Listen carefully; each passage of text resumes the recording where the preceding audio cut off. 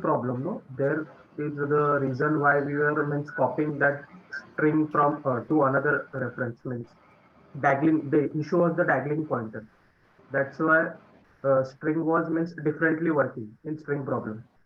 Hmm. So the it was basically due to reference type daggling pointer issue. So object is also like that only, no? In C++, it is also using pointer, and it is also basically means daggling pointer issue is also in object type also.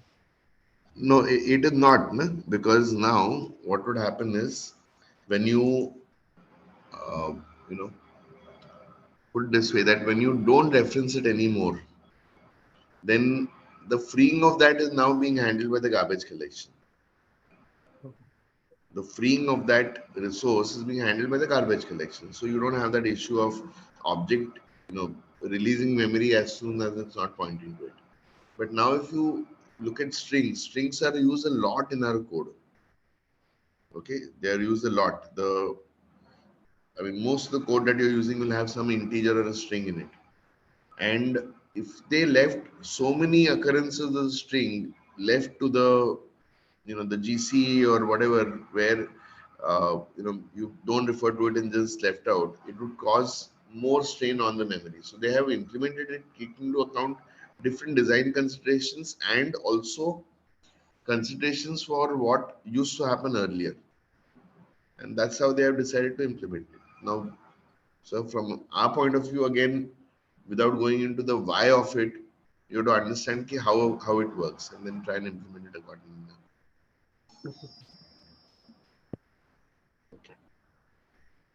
Any other queries or questions before we proceed ahead? So can I have a quick message in the chat window? I want to know how many of you have finished the third assignment. First, so these are the possibilities. Either you have finished the third assignment. Second possibility is you have not started on the third assignment, not started at all. And the third possibility is you have started, but you're not completed. And if you're not completed, then let me know what you have completed or what you have not completed. So can you please put in the messages in the chat window accordingly? Whether you have finished the third assignment or you're not started the third assignment, or thirdly, if you're halfway through it, then how much section is over or how much section is pending. Can we please put a message in the chat window? I'd like to see that.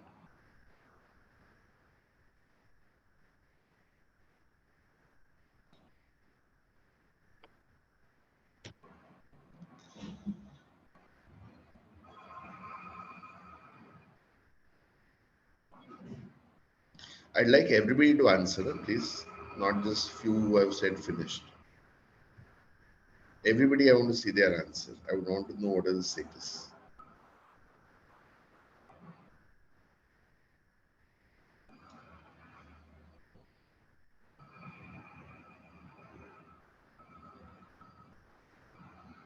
I've got only about less than 20 responses so far. I'm waiting for responses for everybody else.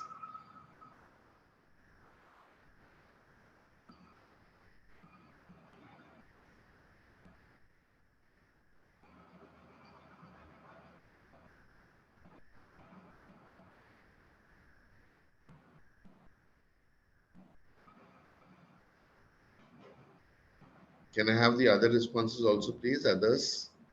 Less than 50 responses received so far out of 225 or 235 who have logged in.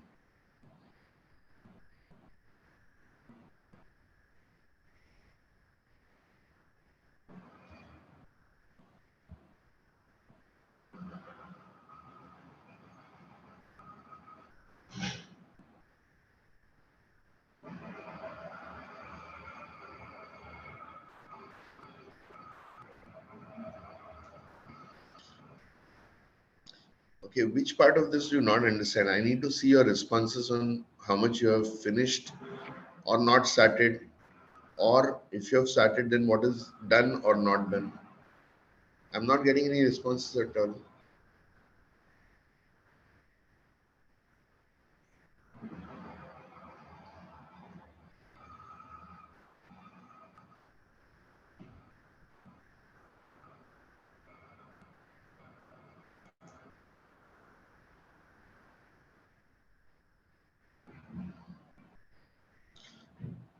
Vishal Shripad, number 116 from Juhu.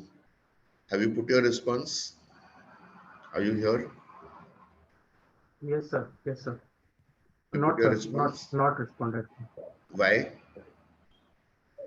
So Why have actually you not means I am responded? halfway, but not able to manage that, sir. But you have to respond, na? Yes, sir. Sorry. Which part of respond you don't understand? Aditya Gupta, number 5. Have you responded? Have you responded? Yes, Aditya I Gupta. do. Yes, I Okay. do. Okay. Satish Ghatge, number 11107. Have you responded?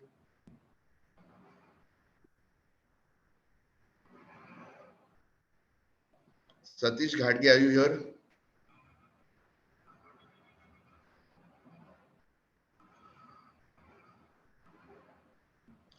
Aniket, I don't think Satish Ghatge is there in the session. Can we throw him out of the session, please? Yes, sir. Number 53, Himanshu Mahajan, are you here? Yes, sir. Have you responded? Yes, sir. Okay. Number 004, Abhishek Baghel, have you responded? Hello. Yes, have you responded? So I've just joined the lecture. Okay, so the question that is there is that have you all finished the third assignment? If you have finished, put in the finished. Yes, If sir. you have not finished, if you're not started, then put in the not started. And if you're Uh, not, if you started but not finished, put in how much section you have finished or not finished. Yes, sir. I've entered. Yeah, enter. Number 39, Bhushan Kumar, have you entered Yes. your response? Yes, yes. Number 96, Shubham, have you entered your response? Yes, sir. Shubham? Yes, sir. Okay. Number 87, Shashikant, have you entered your response?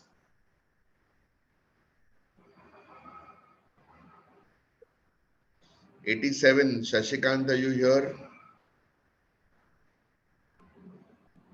Aniket, Shashikant can be removed from the lecture. He's not responding. Number 23, Ankit, Removed, sir. have you put in your response? Yes, sir. Okay. Yogesh, I'm sure you have. Akash, number 1, have you entered your response? Yes, sir. Mine was the first. Yeah, good. Okay. 103, Suraj, have you entered your response? Yes, sir. Okay. Number 84, Pratik, have you entered your response? Yes, sir. Okay. Number 128, Usha, have you entered your response? Yes, sir. Okay. Number 006, Aditya Pawar, have you entered your response? Yes, sir. Okay. Now, how difficult was that? Do I have to individually come and ask you now? I have to enter a response? Why can't you all follow a simple question I asked you? Given a response. I want to see what your response is. Okay, now I can see the responses.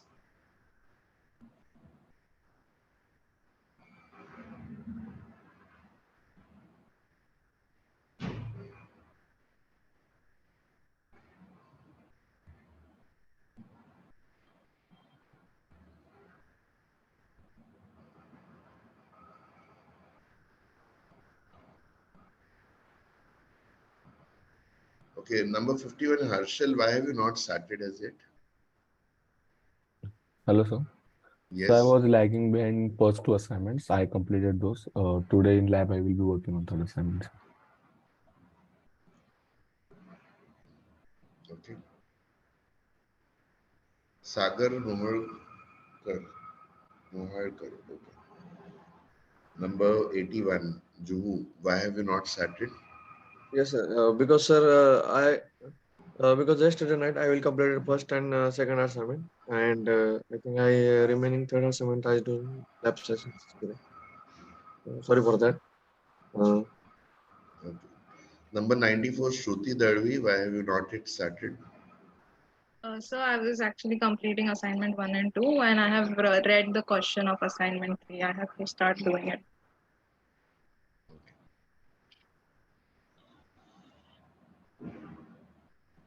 Sarvesh, number 83, why have you not started?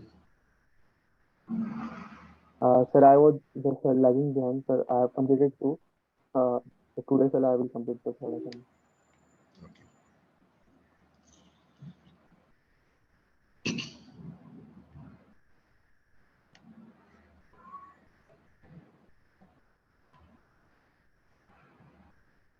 All right.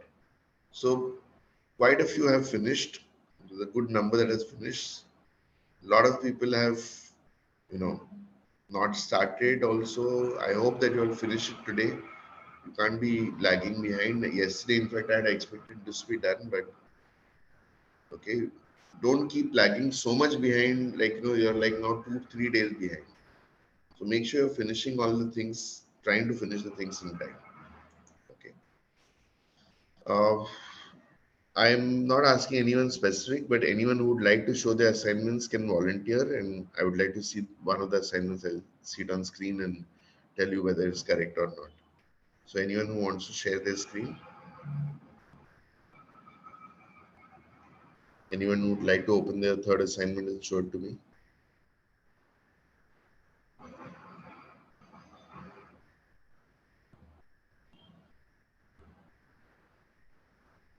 Yeah. If anyone would like to volunteer, Sir, may volunteer. I? Yeah. Go ahead. Akash, Go ahead, sir. Akash. Yeah.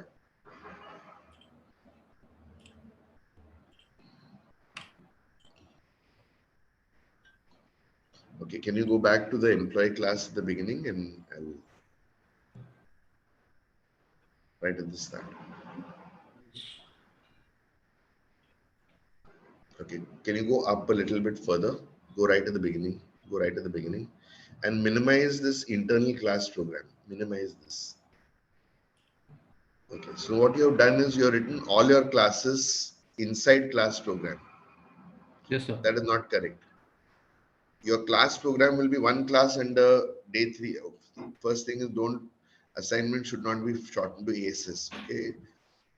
Okay. So it looks a little funny. So first thing is the internal class program should be the first class, and then at the same level as internal class program, you'll have class employee. So don't keep them within other classes. Code is okay, but Okay, sir. don't Yeah. do it within that. Okay, so later move it out. Expand on that. Yes, sir. Okay. Minimize name. Okay, fine. All right. Now IDB functions actually were the same IDB functions that we created earlier. Yes. The insert, update, delete method. So those are the ones that I had expected to do. Okay. Yes, I will implement those. So that was the first thing. Come down. All right. Just go up again. Now, if your name is not equal to null, it's only checking for nulls. But what if a blank string is passed? Blank string is not the same as null. So you need to keep a check on both. It should not be null and it should not be a blank string as well. Okay.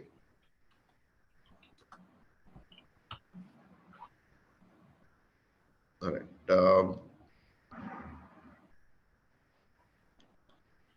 Why are you converting that employee number to short? Why are you storing it as a short? So earlier it was giving an error, so I just. No, you don't need to. It's an integer. Earlier, maybe you had made it short. That's why it would have caused you a problem. I think maybe I was copying code. Okay. Hold on. Why are you making protected set? That is not correct. So it was suggesting me to make it protected. No, that is not correct. Because I need to be able to set the basic from an object of the class also, no? From outside that class. This property was overridden, so it is protected in all the. Yeah, so right now keep it protected, but you don't need to make it protected. Okay. that set should be available from outside from an object of the class also. So this is not correct. I had not asked to make it protected. Okay, sir. All right, go up. Go up once again. Okay, you have not created a variable for basic, like a private decimal small basic. That variable is not created. Yes. So earlier it was giving me warning that private decimal basic is not in use. But it has to be used, no? So the thing is, you needed to access it from the derived class. If you keep something as private, then you can't access it from a derived class. But So here, so I have made it auto property. no, I'm not about, this is not an auto property. This is an abstract property. Okay. Line number 59 is not an auto property, it's an abstract property. Abstract. Right? So now when the property is derived in the derived class, when you override that property, you need to access that variable in the derived class. So how do you make it accessible from a derived class? Private would mean it's not accessible. But Yes. what can you do to make it accessible from a derived class? You can set it. Yeah.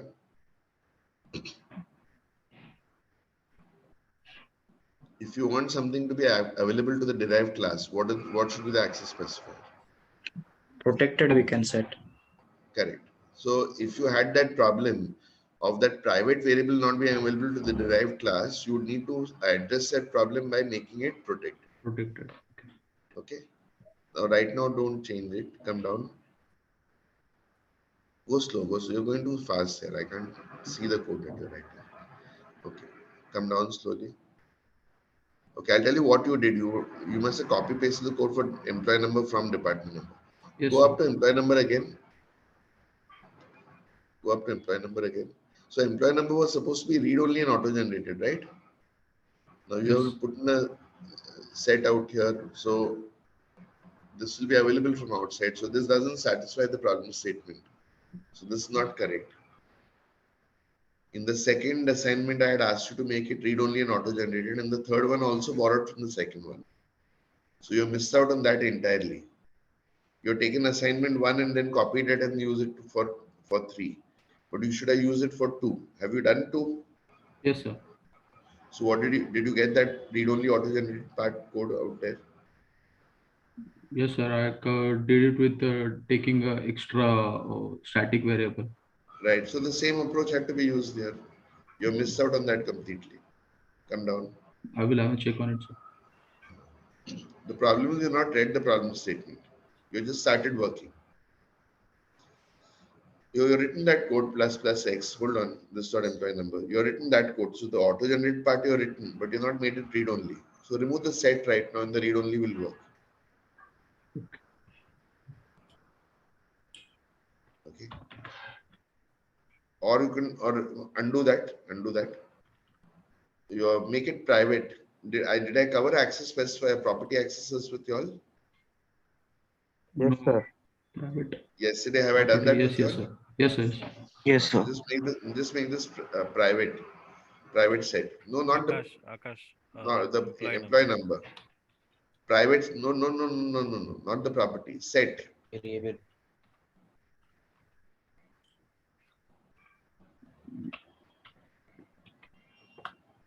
Okay, come down. Hold on. Go up again. Yeah, come down. You're scrolling too fast, darling. Okay. I am not Flash. I cannot read as fast as. Sorry, sir. Go up a little bit. Arey, yaar. Can you do it with your keyboard rather than the mouse? You're like your mouse is jumping around. Your mouse isn't the mouse that you're using. Keyboard. Yeah. Okay. Perfect. Okay. Come down.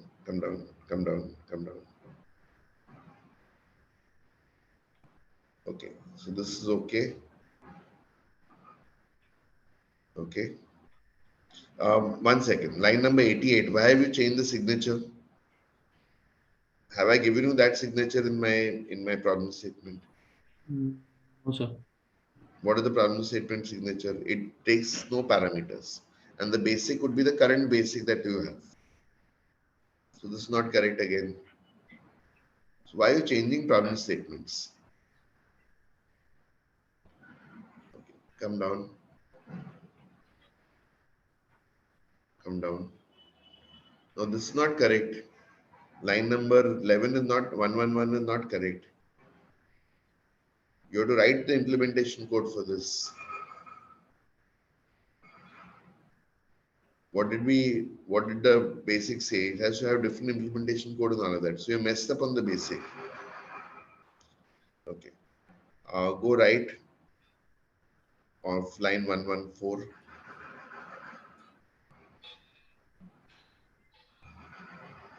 Go right. Okay. Go left again. Yeah. Okay. Constructor is okay. Come down. So now this would change, right? You wouldn't take basic as a parameter out here. Okay. So later you change all of that. Make a note of that and change all of that. Come down. I have to use property, sir, in place of No, you have to use the basic property instead of using the variable that is being passed as a parameter. Come down, come down, come down, come down, come down, come down, come down, further down. Yes. Again, everywhere the basic same problem. Okay. Okay, go right. Okay, now what are the parameters? Go left again. Go up a little bit.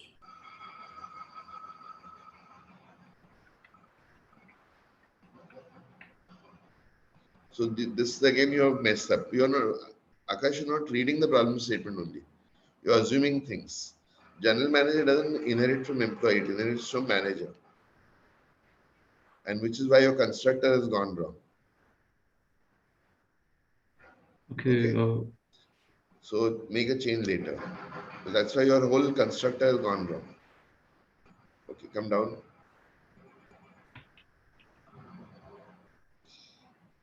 Secondly, make sure all your classes are public so that they can be accessed from outside your assembly. You made all of them internal. Come down.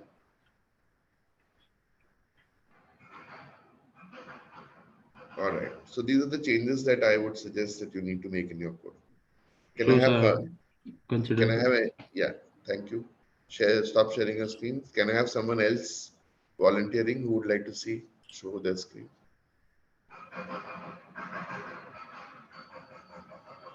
Come on. Quick. Let's not waste time. Somebody volunteer. You all should be jumping at this. See my.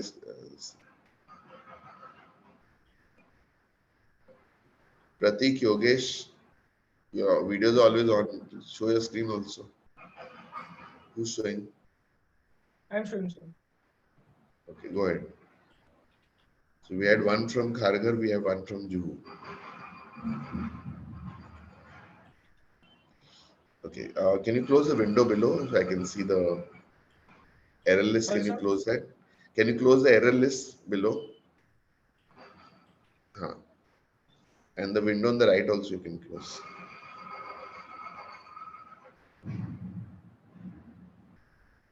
Okay. So first thing, starting from line number 39, all your variables have to be private, no? They don't have to be public. Yes, sir. So don't change it now, but make a note and all of these. These are basics of properties. Sure, sir. Okay. Come down. Come down. Your else part you're not in the set. If it is not valid, if it is valid, you're done that. But if it's not valid, you're not done. So that part is missing the else. Yes, sir. Okay. Right. Come down. Come down. Come down. Wrong constructor. You need to also take the basic also out here. So basic I have called from the derived class. But then you'll then have to write the code in all the derived classes. Basic can be set in the base class. Okay, sir. Why do you want to repeat the code for setting the basic in all the classes? This can be done, whatever the base class properties have to be done in the base class. Okay. All right. So change your constructor here, and then of course there'll be a ripple effect everywhere. Come down. You have to implement the code here. Why have you kept it abstract? You should have implemented that code of insert, update, and delete. Okay. I have derived classes. Right, but it This had to class be is done in all the abstract. classes. It had to be done in all the classes. Yes, sir. So you are changing problem statements. That's my problem. Okay. What you've done is not syntactically wrong, but it doesn't do what the problem statement asks you to do. Okay, sir. Okay, come down. Again, here, everybody make sure your classes are public. Otherwise, by default, what happens? They become internal. They can be only used in the same assembly. So by default, your class should be public. Okay, sir. Okay, come down. Again, the else part everywhere. Everywhere the else part in your properties. I'm making one. Okay. All right, come down. Because your base class constructor will change, again here it will change. Line 102. Right hand side will change. Left hand side, why have you not created default values? That means you can only pass these ways out here. Third thing is, how many properties does the manager have? What are the properties in manager? Basic only. You are not reading the problem statement. Open the problem statement. You have the problem statement available to you. Open it. Yes, sir.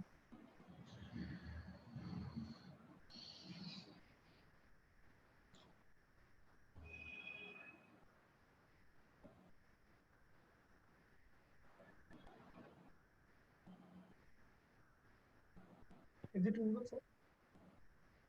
So yeah, I'm asking, it's visible to me. Is it visible to you is my question. Read the manager class. Designation can't be blank. Designation should be Manager, yeah. So where is that property? So because you're not read the problem statement, your whole thing is wrong, no? Right, Yogesh? Yes, sir. If the client gives you a see now, right now I'm in the training this thing, but in the actual programming environment, you would be receiving a document from the client saying that this is what I want. Now, if you don't read only what he wants, then how are you going to do what he wants? Correct? So Yes, make sir. sure that in future you read the problem statement very carefully. You can't ignore the problem statement. Okay? Okay, sir. All right. Come back to your code.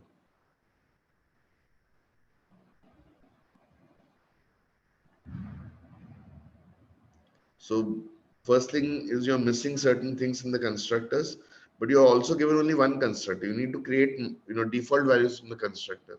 Why are you not giving default values? The constructor can be called only in one way. Right or wrong? With the Right. basics, Yogesh, you can't be missing on these. Come down. Come down, come down, come down, come down, come down. Okay, same problems in the all the other classes. Yes, sir. Okay. All right, then this dot basic equal to basic, line 135. You should be setting the property, not the variable. Everywhere in your code, you should be setting the property, not the variable. What is the difference between setting the property and the variable? Yes, anyone Yes, can sir. answer that. Yes, sir. Validations. Validation. For a property, the validations get called. For the variable, the validations don't get called. So these are all basics. You don't, day one, what we've done, you can't be forgetting it on day 4. Come down. Come down. Come down. Come down. Come down. Come down. Come down. Come down. Okay, so same issues with all the other classes as well. Okay, come down. Come down. Where is the overriding of that calculate net salary? Is it gone on top for employee? Okay, so this was supposed to be a sealed method. Again, you're not reading the problem statement. Answer is very simple. You just add a sealed keyword. But if you don't read the problem statement, you won't know what it is. Now, supposing this is what you had submitted in the, end module. What is that? You'll have a practical exam at the end of that. So just because you've not read the problem statement, you're losing marks. You know how to make it sealed or no? Yes, sir. Only sealed How do you keyword make to it be there. sealed? Huh? Only sealed keyword to be there before. So I can bet on it. I know 200% that you know the answer, but you have not read the problem statement. That is my problem. Okay, so don't do that. Improve on that. Okay, sir. All right. Okay. Otherwise, okay, but these minor mistakes that I have pointed out. Sure, Okay, sir. stop sharing. We'll correct it. Somebody else quickly. Quick, who's Sir, confident? okay, I will share, sir. Okay, go ahead. Who's that? Who spoke first? Ishan. Krunal, sir. Krunal. Okay, quick.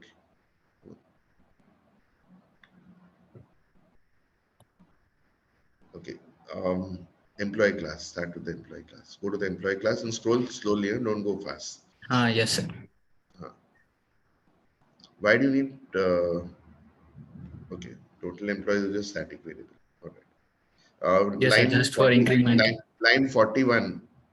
Remove the space in between. You are checking for a blank string. Blank string does not contain a space. Okay. All right. In the else, if it is blank, then what are you doing? You're making it as employee. You're Employee. giving it different. Okay. Yes, sir. Okay.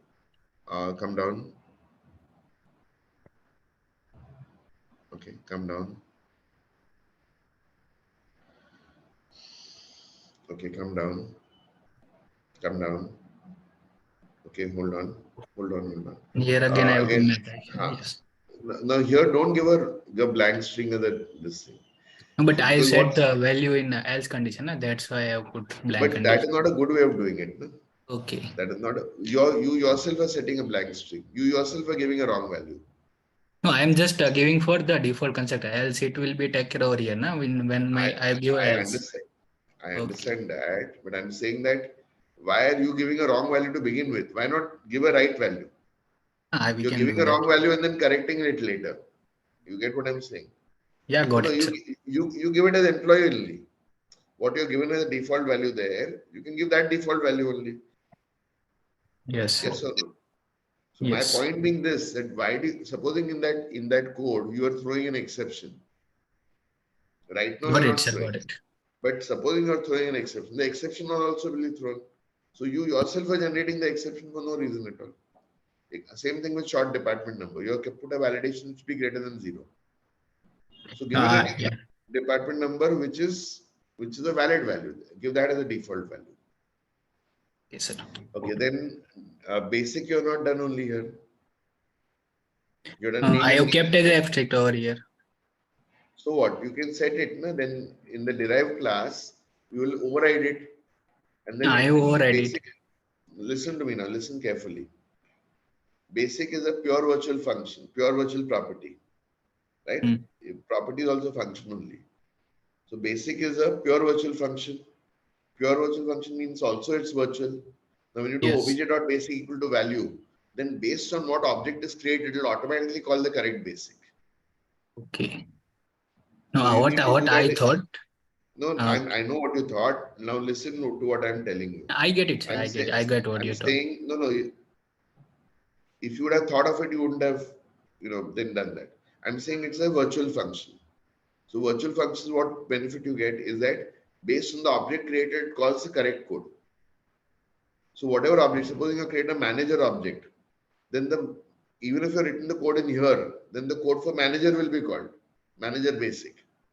Suppose you created a general manager object, then the code for general manager basic will be called based on what object is created. That is the advantage that you will get with the virtual property, with the pure virtual property. So this is what I'm asking you to do. I know what you thought. Don't explain to me what you thought. I know what you thought. Okay, but I'm telling you what you have not thought of. So implement that in your code. Okay? Make the change later after I finish discussing this. Okay. Okay. Now go back again on top. Okay, wait. Come back. Come to line number 99. You're declaring now a private decimal basic in every class. Correct? So Yes. supposing you've got 20 derived classes, you'll have 20 Means, private decimal basics. So this should no, not 100. Line 99 I'm talking about. Line 99, you're declaring a private variable in every class. Now that should not be done. The variable should be declared in the base class and make it available to the derived class. So how do you make something available to the derived class? By What will be the overriding? step? Variable. No, public. No, public will be available everywhere. We want it only to the derived class. Protected. Yes. So you have to use your brains and you have to use that, you know the answer. It's not that you don't know the answer. But you have to apply that answer in this situation. I want to create a variable in my base class. But if I keep it private, it will not be available to my derived class. So I want to keep it in such a way that it can be available in my derived class as well. So you know the answer already. You gave me the answer. It's not that you don't know the answer. But you have to think in that manner. Okay? All right. So the correct answer will be, you will need to make this, don't change it now, but line 99 will go into the base class and make it protected. Okay, sir. Everybody else also, I hope you all are following all of this. If you are not following, you're free to ask questions. This discussion is not only for him. This discussion is for everybody. Everybody has written code in a similar manner, or at least some people have. Yes, sir. I have also made same mistake with basic. Right. So I'm just saying that whatever I'm discussing with him, you have to implement similar things in your code as well. Means, sir, if I have done here protected over here where I have declared basic. So No. Don't change your property. I'm talking about the variable. You again, when I spoke about line 99, you went and highlighted line 100 again. I'm talking about the variable. Line number 99 variable is created. Line number 100 property is created. I'm talking about the variable on line 99. Okay. No changes to your property. I'm talking about the variable that you're creating there. I'm saying move that variable to the base class. And when you move it to the base class, if you make it private, it will not be available to your derived class. So if you want it to be available to the derived class, you have to change it from private to protected.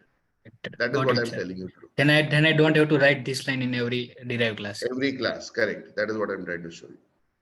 Okay? Got it, sir. Okay.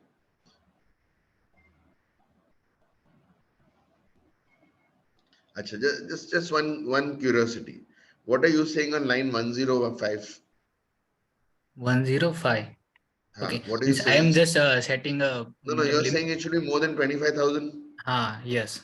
And if it is not valid, what are you setting it to? 25,000. Okay. Yeah. I have to just change condition lines. Are you getting what I'm saying? So these are little mistakes. It's not that you don't know what you're doing, but think about what you're writing in your code. Don't just blindly write it down. Got it, sir. Greater than 25 is not the same at 25. Okay, come down. So everywhere now that space has to be removed. That I will do. Okay, hold on.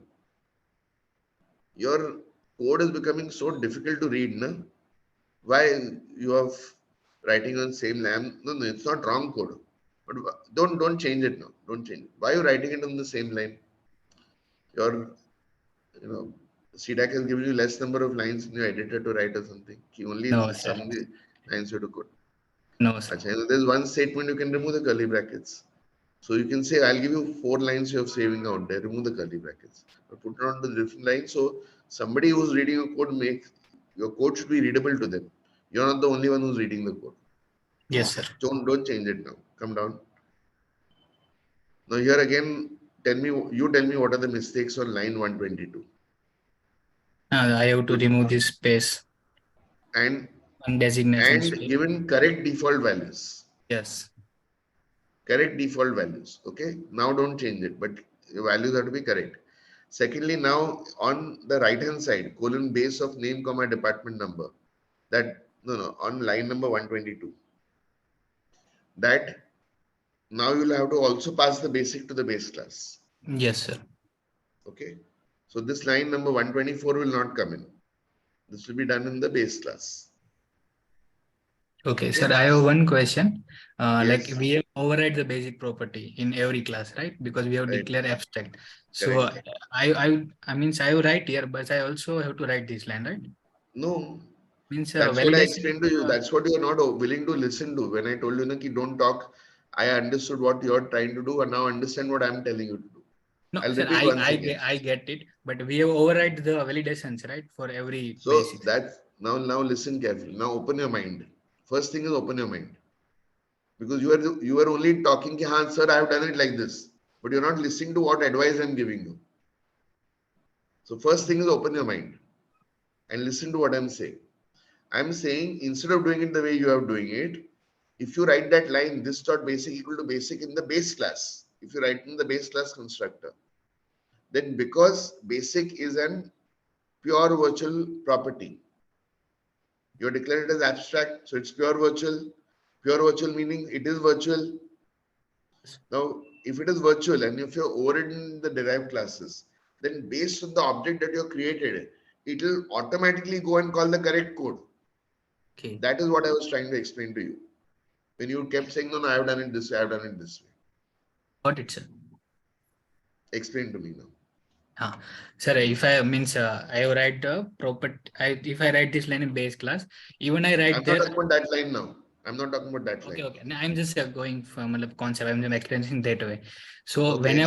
whenever I call the basics, it is pure virtual function. So it is a late bound. So it is always always called this basics, whichever I write in derived class. Correct. I'll explain it. If you have created a manager object, you'll call the code from manager. Yes, because it is a And late bound, it is pure virtual function. Correct. Now you understand. So you have to open your mind when people are talking to you. You have to absorb. You have to be like a sponge. Sponge does what? Absorbs water. Yes, sir. Don't worry about explaining. I'm talking to you. I'm telling you something. Open your mind, open your ears, absorb all that I'm telling you. I'm doing it. I'm talking fast because I'm taking time away from the session. Otherwise, I'll sit and explain to you aram se, one by one. But now every minute that I'm talking to you, I'm taking time away from my session. So that's why I'm talking fast, and I expect you to absorb that what I'm talking rather than trying to tell you, no, sir, I'm doing it this way, I'm doing it that way. Okay? Yes, sir. I've seen what you're doing. I know what you're doing. Okay, come down. Okay, so now line 122 on the right hand side, you will pass to the base class basic also, and line 124 will not be there. That was the last thing that we told you. Okay. All right. Okay, come down. Come down. So again, now you explained correctly that line now 142 will not be there here because they're in the base class. Line 142 variable will not be there here. Understood? Yes, sir. Yes, sir. Okay. Similarly, line 153 will same things that I told you about the earlier constructor, same things applicable here also. Yes, sir. Okay, so default values should be properly given. And secondly, now you will pass it. So here you are passing the basic. Line 154, you are passing the basic correctly. So same thing now has to be done in your pass it to your employee Manager class. class. Yeah. Yes, sir. Correct. Good. Come down. Come down. Come down. Come down. Come down. Come down. Come down. Come down. Come down. Come down. Come down. Come down. Right. Same thing here also. Right. Yeah. Okay. Good. Otherwise, good. Otherwise, well done. Okay, sir. Okay. You can stop sharing. Okay. One last one. Anyone else? Quickly. Quick.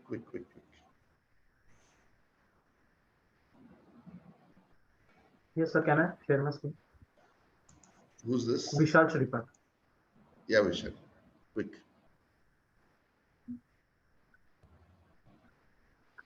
Can you close the window on the right? And can you also please make this screen a little bigger? Instead of 100%, make it maybe 150%. So close the window on the right. That get changes window you can close. Okay, and the 100% make it a little bigger. Perfect. Okay. Can you go to the employee class at the beginning? Yes. Okay.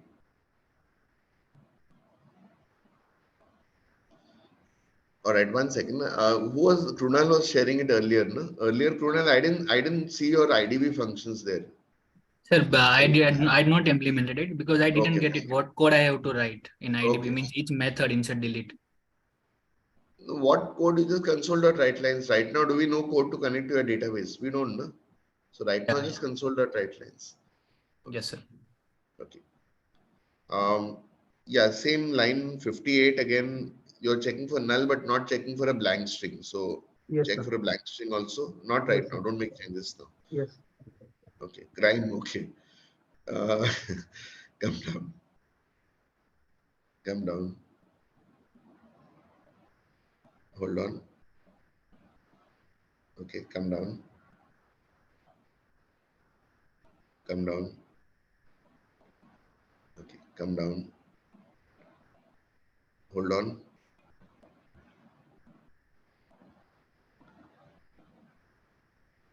Okay. Carry on. Just 1 second. Can you go back up on top? You can give a default value to the basic also, no? Otherwise, Yes, sir. you're forced to pass the basic. Yes, sir. I will. Okay, line 104. Yes. 4. So give a 105. default. Yeah. Sorry, 105. Correct. Yes. Okay, come down. Okay, come down. Come down. Okay. Pause. Go up on top again. However, you declared the basic. You have forgotten to create a variable. So it's going to give you a Stack Overflow error. Yes, sir. It is giving Stack Overflow error. So That was that's because you're not created a variable for basic. You're directly in employee class. no, not employee. Yes, sir. I'll tell you what line is causing the error, and then we'll solve it. Come down. Come down. So line number 138, you're saying return basic. Yes, sir. So when you call return basic, it is again calling a get for basic. So get is calling, get is calling, get is calling, get is calling, get is calling, get is calling, get is Yes, sir. calling, get Yes, is sir. calling. So it goes into a recursive endless loop, and at some point gives you a Stack Overflow. So you need to create a variable for that, like any other property. Means I have to declare here a variable at this Right. 134 line for basic. Correct. All right. Yes. And then instead of return the property, line 138, instead of return property, you'll say return variable. Variable. Now, were you paying attention to what I told Krunal about where the variable should be declared? Sir, I have tried to declare a variable in employee class, but it is not accepting. It is saying that abstract variable cannot be a field.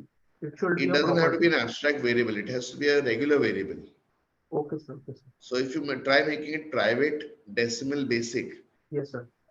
then it is still not available to the derived class. Why is it still not available? Yes, a private property is not accessible in Not private property. I'm talking about variable. Yes, a private variable is not accessible in derived class or any other class. Right. So what will you need to do? You'll have Protected, to sir. I have to make it protected. protected. So that is what I was trying to explain to Krunal. Yes, sir. So did you pay attention to that bit? Yes, sir. Yes, sir. Okay. And then your other problem would be solved also if you're going down to line 138. Yes, sir. Yes, I was getting that Stack Overflow error. That's right. So that line 138 is because you're giving a property rather than base. So you will then use that variable that you're declared in the base class. Okay. Yes. All right, come down. Same thing in set also. Okay. Yes, sir. Okay, you're not put the else in the set here. Why? Yes, No sir. crime committed here. No, sir. I was only assuming that this will be But then your else also has to be there. It has to be standard yes, code. Na? Yes, sir. You know how to do it. It's not that you don't know how to do it. You've done it in one place. Now why not have it in one more place? Yes, sir. I will correct this one, this line. Okay. Come down. Again, everywhere now. Yes, sir. Yes, sir. If you got it, see, I can understand if you've not done it anywhere. Then maybe you don't know how to do it, or you don't want to do it, or you are not, you said, no, I don't feel I should do it. But you're doing it in one place and not doing it in the other, that is not okay. No? Yes, sir. My bad.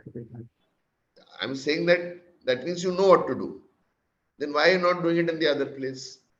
These little mistakes don't make. Yes. Okay. Yes. If you want to make mistakes, make big mistakes. Like what you did, Stack Overflow, good mistake. Stack Overflow, yes. Good big mistake. But these small mistakes, how can you make? Yes. Right. कुछ करना है तो बड़ा mistake करो, not small little mistakes. Okay. Come down. Okay. So default values missing in constructors. You got them in the other constructor. Here you don't have them. Why? Simple basics. Here default value. No, line 1 for 57 I'm talking about. 157. Okay, sir. Yes, sir. Here. Yes, sir. Here, So why default not? value. Why Sir, not? Simple things, no?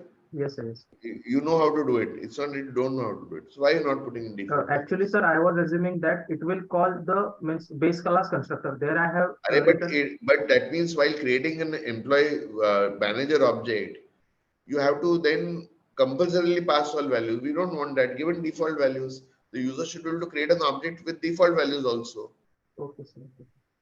So if he wants to, he can pass values. But if he doesn't want to, he can omit the values, and then it should be created with default values. Yes, sir. Okay, sir. So all of you all, I mean, I don't know why you all know the concept, but why you all are not doing that, I really don't know. It's not that you don't know. And I've told you that when we did constructors inheritance, we spent so much time on doing that. I said it should have default values. You should pass the values to the base class. All these are basics in coding. Yes, sir. Go right. Go right. So because your constructors will also change, now you have to change that also. All of the because your code is not correct in the construct. So you're okay, this is your base class. So you're passing it to employee. Correct. Come back. So then now line 160 will not be there. And I explained to Krunal why line 160 will not be there. Yes. Okay. So do you know why line 160 will not be there? Sir, means it is passing the basic to base class constructor. That's right. And it will get here on the calling function. Correct. Okay. Chalo, come down.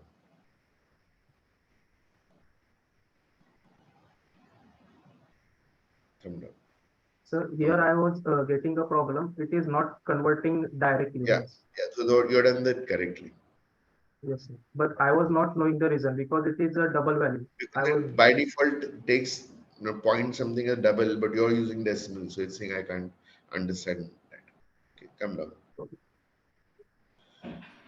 Again, here same problem. What we discussed. If else. No. Yes, sir. Basic. Yes, sir.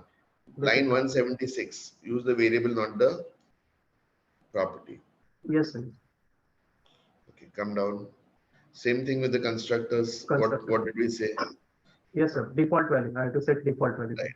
And then on the right hand side, pass it to your base class. Base class. Okay. Okay. Come down. Come down. Same thing here. Same thing here. Same thing in the similar code issues to be addressed out. Yes, sir. Okay. Now you have written IDB functions in the base class, but you're not written it all the other classes. IDB functions in base class means I have implemented in IDB function in base class. But now open the problem statement.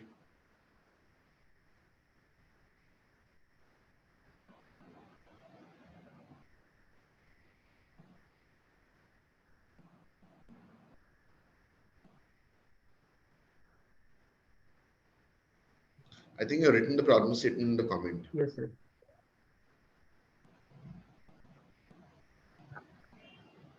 So read that line, number 27. Okay, sir. I have got that point, but I was confused a little bit because I am implementing it here in employee class, right? Right. So why do I need to implement it here? Because each class might have different implementation code. Okay, sir. Because I have implemented employee class here. Yeah, but listen to what my answer is. Okay. You're just not listening. I'm saying because each class might have different code for IDB functions. Okay, sir. Got it. So, which is why I'm asking you to implement it differently in all classes. Yes, sir.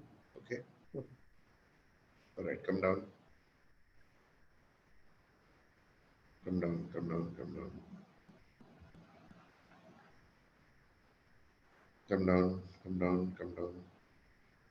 Yeah. All right. Okay. Otherwise, okay. Other than these errors that we have. Okay. Okay, sir. All right. You can stop sharing. All right. So I've discussed, 3-4 people's projects, and the idea was to give you all an idea of where you are making mistakes. Why I took up these 3-4 things is because I said ki you are probably, if you have made similar mistakes, and you can now correlate to that. So hopefully we all were listening and were able to pick up the things. Any other questions you want to ask me before we start with the what we planned for today? Yes. Okay, I have a question of you. I have a question for you. My question to you all is, why do you all have to be told to do things over and over again?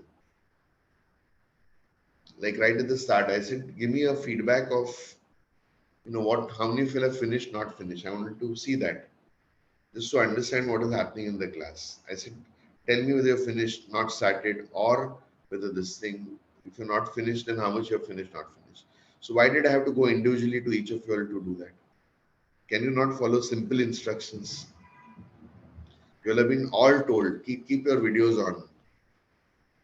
Why do I have to tell you, remind you every day? Right? Aren't these basic instructions out there? And if you'll have a problem with some of this, let's say, I can understand some of you'll have a problem with the network connectivity, for example. Then inform people out here. Tell Aniket once, sir, I don't have good network connectivity, so I'm going to keep my video off.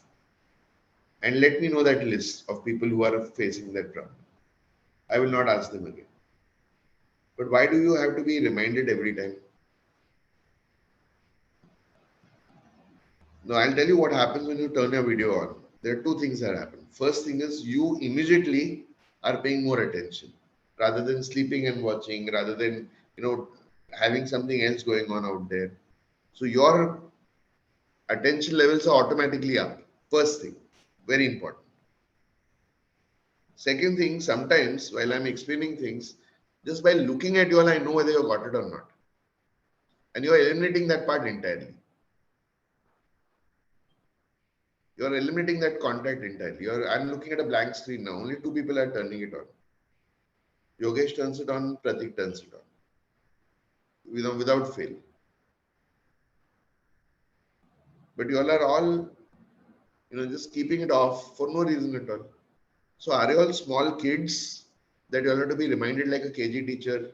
Please turn it on, please do this, please do that, please do that.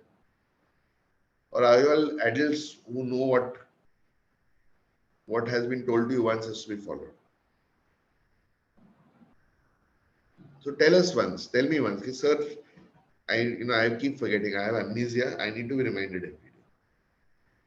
Tell me once, I will not then, keep reminding you again. I will make sure that I will send you a personal note saying that please keep your video on.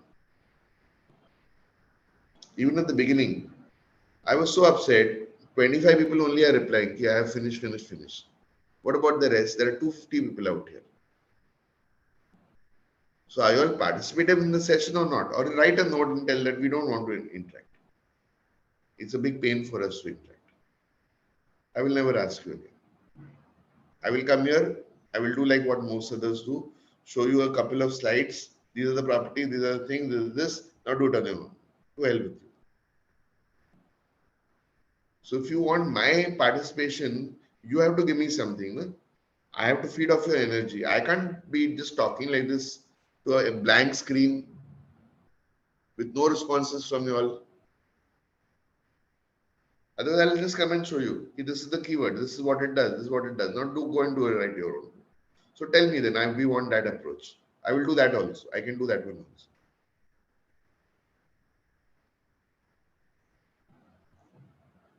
All right. Now, from the people who did say that we have finished, I've shown you what we needed to be done. People who have not started off with it. I'm a little disappointed that you have not started with it. Because these are all basic concepts that were covered in the first 3-4 days. These are nothing majorly different from what you've done in Java. So if you're going to give me an excuse, sir, I am still, struggling with this and all of that, then you're not paid attention in Java also. You're not paying attention here also. And that desire to excel is not there. You're treating this like a college lecture. Yeah, one day before I will sit and crack that exam. That is not how things work. So I need a lot more energy from you guys. A lot more enthusiasm, a lot more killer instinct. That is sorely missing out here. When I asked how many of you want to show me, I expected 25 of you all to jump at me and say, sir, show me first. Take my this thing first. 25 of you all I expected. I had to ask 3-4 times. No. Who's willing to do it? Sir, see my code. Tell me what mistake I've made. See what has happened. That pep, that fire is missing.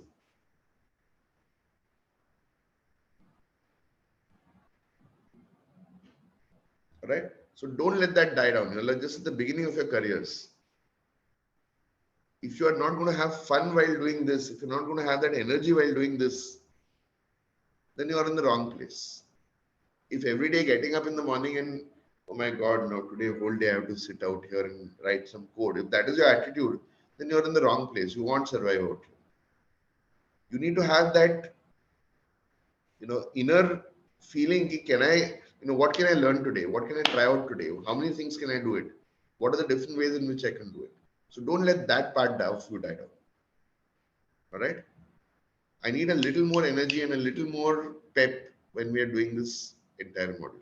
Or you tell me at the beginning, sir, no, I'm not interested. A lot of people come and tell me, sir, no, we want to concentrate only on Java. Java is like our main this thing, and we want to do that, and I'm okay with that. I have no problem with that. To me personally, it doesn't matter. Today I'm taking a lecture where 500 students are attending today's lectures. 250 are here, and I'm doing other batches as well. More than 500 actually. More than 500. But anyway.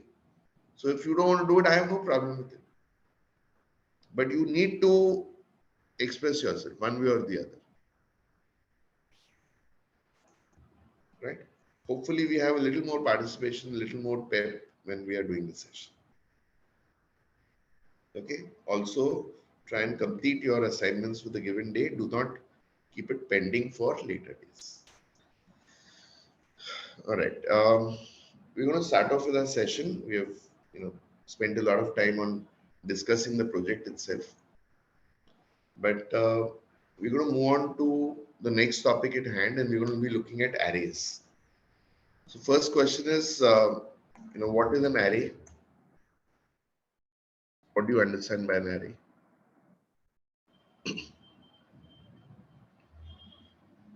Collection of similar kind of data type entity. Correct. A similar kind of data type that you have would be arrays, a collection of this. Now, why have an array instead of creating individual variables? We can, suppose I want to create 5 variables. I can create 5 variables, let's say A, B, C, D, E, or I can create an array of 5 integers, for example. Supposing I'm creating integers. So what is the advantage that you get in creating an array over creating individual variables? Array Single variable. elements are in contiguous memory locations. How does it make a difference to you whether they're in continuous memory locations or not? If you're writing C++ code where you are using a pointer to access it in the next memory location, made a difference. Here it doesn't make a difference. So why still have it in? Why still access it to an array? So it reduces Actually, sir, code repeatability. Right. So basically your code becomes simpler because you're using the same variable name but a different index. And just by changing the index, you can loop through all the array elements and access the array elements. So programming becomes shorter, simpler. Imagine if you have to write, if you've got to accept 500 variables, you'll have to write 500 statements. But you can, instead of doing that, you can put into a loop and keep accepting it multiple times. So arrays just basically simplify your code, make it more repeatable. Somebody use that word, make it repeatable code. Right? That's the reason why you would have that. Doesn't matter to you whether they're in continuous memory locations or not. Good, that's a good point, Are you writing code using a pointer in C++ where you're jumping to the next element with a pointer? No. So that's not a relevant answer. That is not a answer. That is the answer to the question, why have an array? That is useful information about an array, but not a relevant answer. So give a relevant answer. Okay, listen to the question. Keep your ears open. Listen, be attentive. Don't just randomly blurt out sentences that you may have learned. Now, to create an array in C# here, for example, if I wanted to create an integer array, you would create it this way. Let's say array of integers, so int square bracket, whatever array name. Okay. Now it prompts you with different options. So for example, now here, let me show you one, or let me show you another way. But you haven't shared the screen yet. Oh, I'm so sorry. I'm so sorry. My mistake.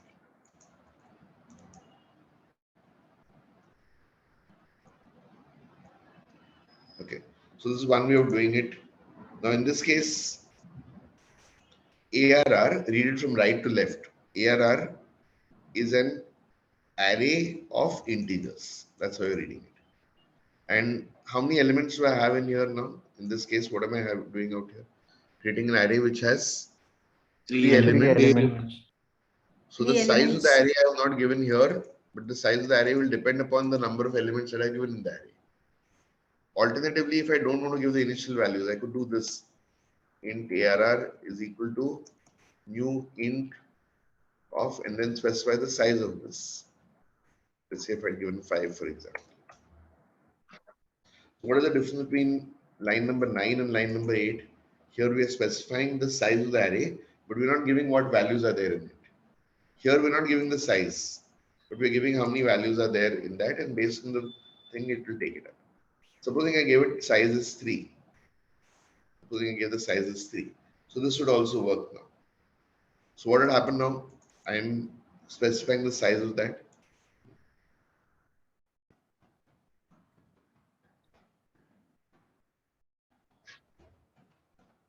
Okay. If I give the size as 3, I am forced to give in 3 elements out here. If I give in only 2 values, then what is it giving here? Giving an error saying that this doesn't match the size. But here, could I have given 2 elements? Yes. Yeah, line number 8, would that It is work? okay. It will take up what size? It will take up the size of number of elements that you have out there. So, which is why generally this syntax might be preferred, wherein you don't need to give in the size, it will take the size based on number of elements. But if you're giving the size and if you want to also give the values, then the prerequisite is that you need to give an exact number of values out there. Okay.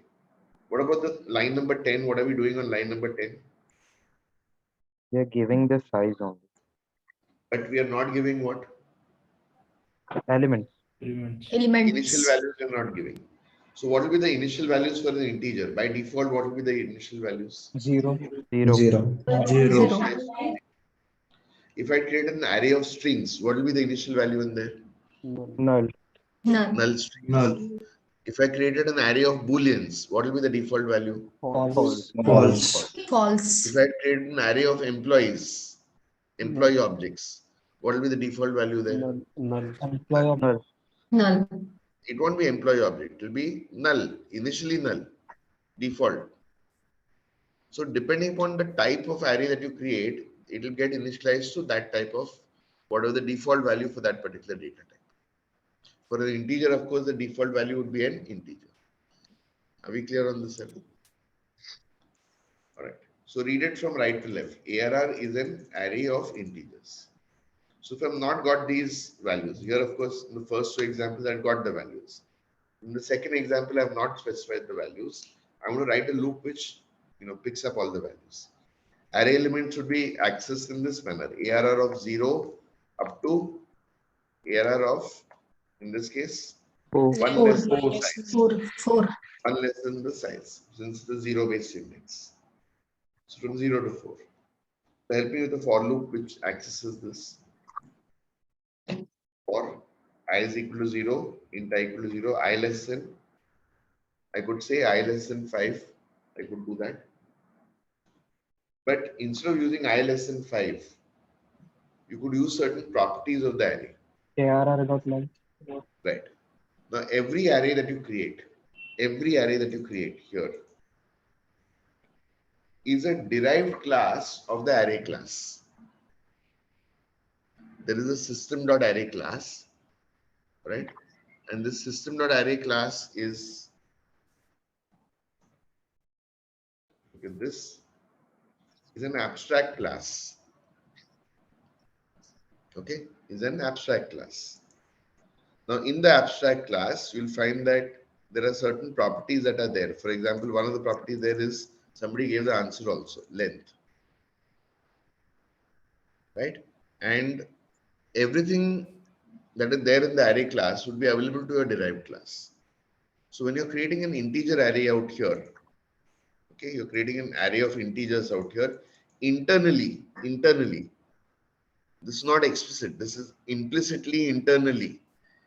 It is creating a derived class of the array class. So the integer array is actually a derived class of the array class. But this integer array class not created for you. It is implicitly being created. And ARR is an object of that integer array class. So ARR will get all the properties of the array class, which is the base class of all arrays. Are we clear on this, everybody? So the properties that you are getting here will be common for all arrays. And one of the properties here was ARR dot length. So where is this property coming in from? Coming in from the array class. Are we clear on this, everybody? Yes. Yes, sir.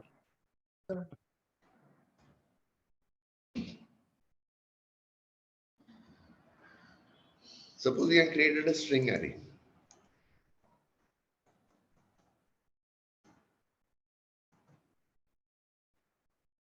We have created a string array here. So what is ARR2? What is ARR? It is an object of a derived class of the array class. What is the derived class of the array class here now in this example? String class. Not a string class, a string array. What is the derived class? It's a string array. It's not a string class. It's a string array. But the string array class is not shown to you anywhere. Right? It is being implicitly created for you. And ARR2 is an object of that string array class. What is ARR now? What is ARR? Derived class.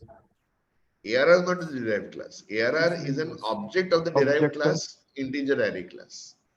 Again, the integer array class is not being shown to you. Are we clear on this? Yes, sir. Okay. All right. Now help me loop. We have written a loop out here. I want to access what? ARR of I, and I want to access it from the user. So let's say console.writeLine, enter element number, and I want to pick up plus I. So what am I doing out here in this case? This is an example of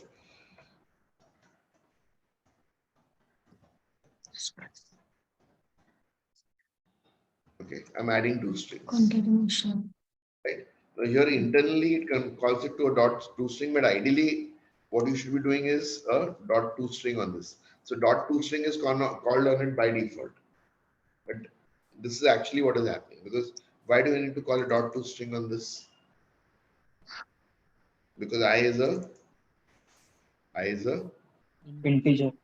integer. So this is one way of doing it. So if I run this code, before I run any further code, it will show me what enter element number, and this should be what initially 0, and then 1, and then 2, and then 3, and then 4.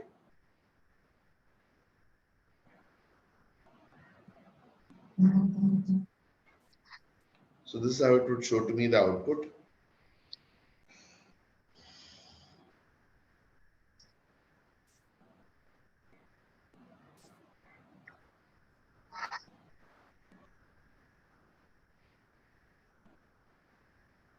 Right, element number 0, 1, 2, 3, 4. It will show me that. Okay. Now instead of doing it this way, okay, you can do it this way. I'm using something called as placeholders and doing it.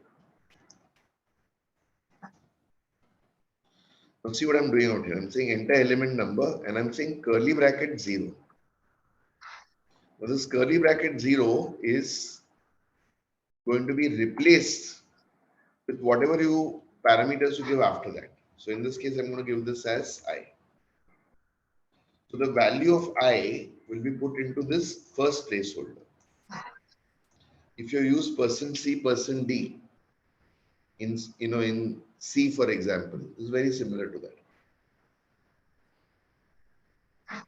So how will it now do this? It will replace this curly bracket 0 with the first parameter after that. And the output that you see is very similar to what you saw earlier. So this is the second way you can basically add things out. Now there's a third way of doing it. In the third way, we're going to use something called as string interpolation. I'll write down the whole statement again. And while writing this statement, to use string interpolation, you need to indicate it with a $sign at the beginning of the string. So you give the dollar just before the double quotes to indicate that you're using string interpolation. And see what I'm doing here now. I start off with curly brackets, and here it directly shows me the name of the variable that I want to use. So if you see, it's showing me IntelliSense. So what is this showing me? It's showing me all the actual variables or other code that I'm actually using out here. So I want I right now. And I'm not specifying the value of I, but the value of the variable I will be brought in here in this place. Okay. So while concatenating strings, while adding strings, you have three techniques available to you. First possibility is what? String concatenation, where you just add the strings. So you've been doing this all along. Secondly, using placeholders, where the value of this is going to be replaced in curly bracket 0. Or the third possibility is string interpolation, where you give a dollar at the beginning, and then whatever variables that you want to use will be put into curly brackets. Are we clear with these three methods? Any questions about this?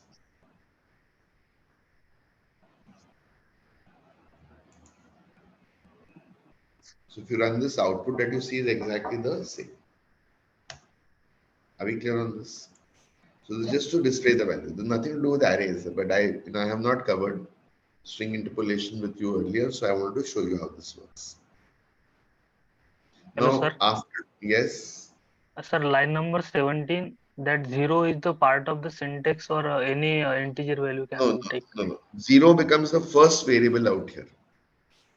If you had two variables, supposing I had I comma j. Now, the first variable here is going to be put into 0. Supposing I now put curly brackets 1. Curly brackets 1 will indicate the second parameter here. So what is the second parameter? Yes, sir. Got it, sir. J. So j will go into 1. But 0 will be replaced with the first parameter out here. Yes, sir. Okay.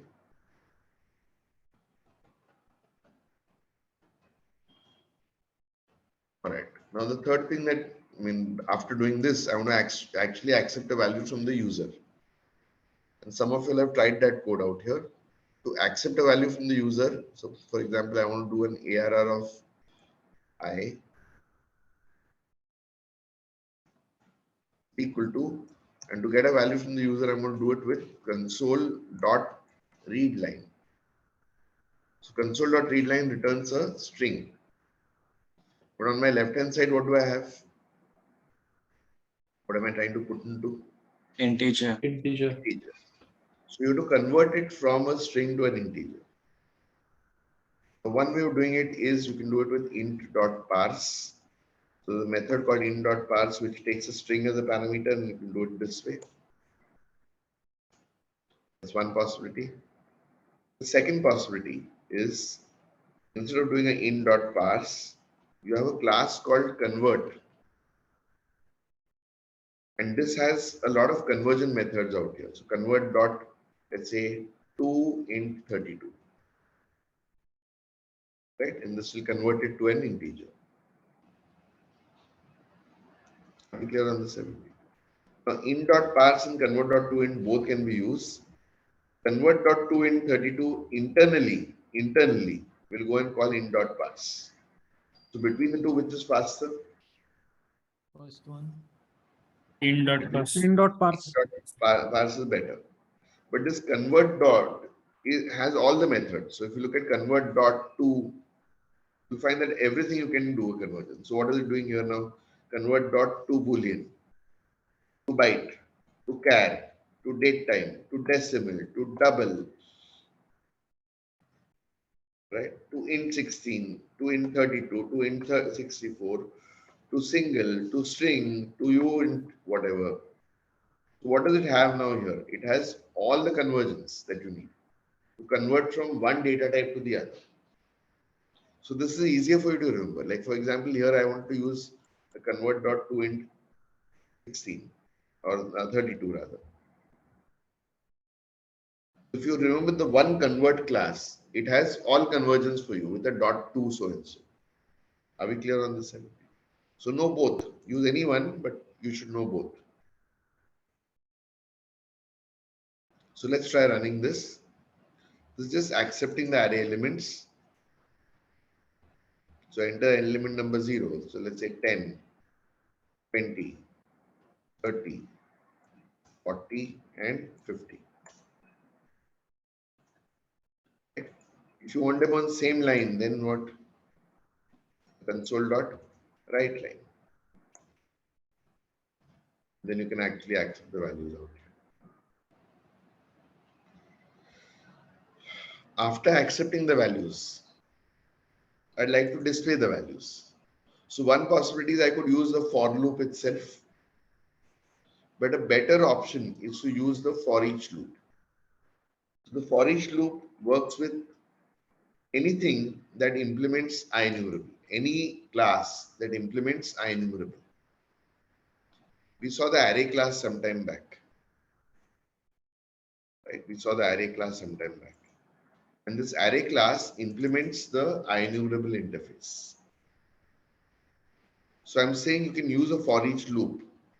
You can use a for each loop for any class that implements the IEnumerable interface. And one of the classes or one of the things that we have out here which is implementing IEnumerable is your array. For each, what is the array of what here in this case? Integer. Integers. So one item in that array would be an integer, would be an int. So for each int item in AR, that's what we're doing out here. Now this doesn't use a index-based loop.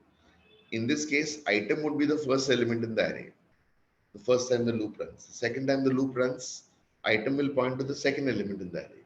Then the third element, then the fourth element, and then the fifth element. So to print the values, I can directly print it as console.writeLine item. Right?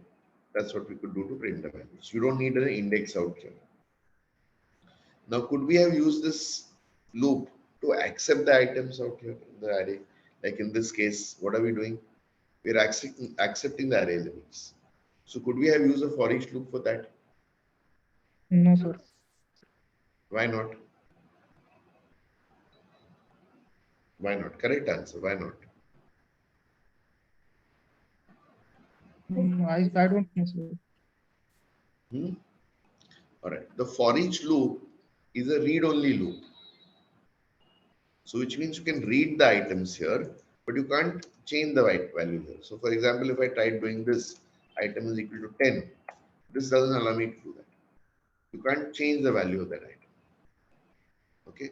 Cannot assign to item because it's a for each iteration variable. What it's not telling you is that it is a read-only value. So you can't make changes to this if you're using the value types. So therefore, to accept the values, what had we used? We used the for loop. But for displaying it, you can either use a for each loop or you can use a for loop. The for each loop is a lot simpler than the for loop. Right? Questions, if any, at this point?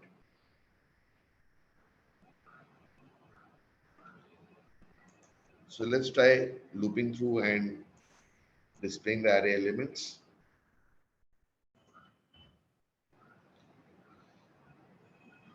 So I have 10, 20, 30, 40, and 50, and those are the values that were being displayed. Help me write this down with using string interpolation. Instead of item, what could I do? Let me do this. Let's say I want to display, let's say array element number, and then is, let's say, and I want to display item. One possibility is I could have done what? I could have done a plus. That would use string concatenation. Can you help me with string interpolation? What will I need to do? Dollar at the start. Dollar at the beginning, correct? And then second thing is in here Curly what? braces. Curly I can see brackets. curly Then use the braces. variable. That becomes easy to use. So let's try running this.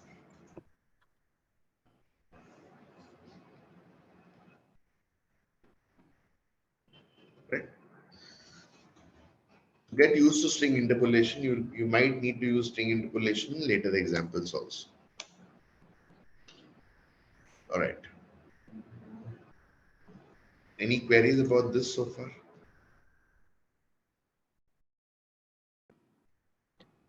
Sir, Yes. sir, can you repeat why we can't change items It's read only. in case of for each?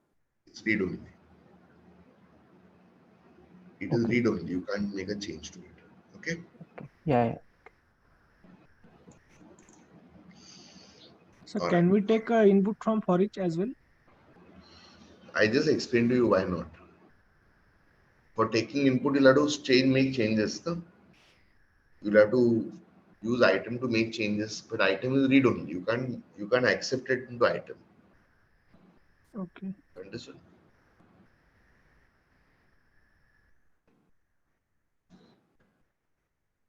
All right. So what I'm doing here in the second example is, let's say I have some values in the array already. How many elements do I have here in this case? For this one, of course, 3. Let me add some more, 40 and 50. So I'm not writing a loop to accept the array elements. I've hard-coded some values here. And let's try working with some of the properties of the array. So there are certain static properties of the array class that we are going to be looking at. Okay, let's look at some of the properties. Now, while looking at these properties, you'll find there are some methods which show you angle brackets next to it. So all these methods I would like you to, sort of ignore for now. When you do link, after you've done link, then you'll understand these methods a little better. So at this point, you can just simply ignore those methods. There may also be some methods shown with a down arrow. If it's shown with the down arrow, ignore those methods also. Okay. Let's start with array.clear. What do you think that will do? It will clear the array, empty the array. Right? It takes an array as a parameter. When you say empty the array, what will it become? For an integer array, it will set all values to 0. 0. For a string array, Null. and so on and so forth. You have a binary search, and then you have a index of and a last index of. So index of allows you to search for an element in an array. This uses a sequential search. Okay. What do you think this would return? 0. By 0. Element. Found at position 0. What if it occurs more than once? The first What will it index. First element. The first First index. index of that. So it will still be 0. Now instead of this, if I wanted to find the last occurrence of this, instead of index of, you could also use last index.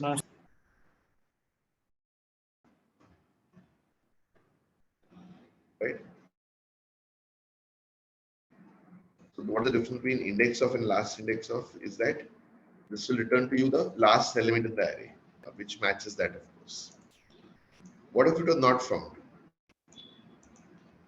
It will return. What if it was not found? Return 0. No, 0 will mean it's found in the 0th location. Sorry, -1. -1. -1. So if it is not found, let's say I'm trying to look out for an element which is not there in the array. So here in this case, you could check for if position, right?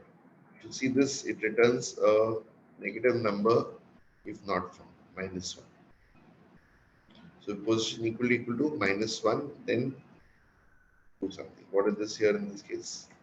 Console.writeLine not found. The else you can of course put in a condition what if it was found. Position will tell you that. You could also check out for position equal to array dot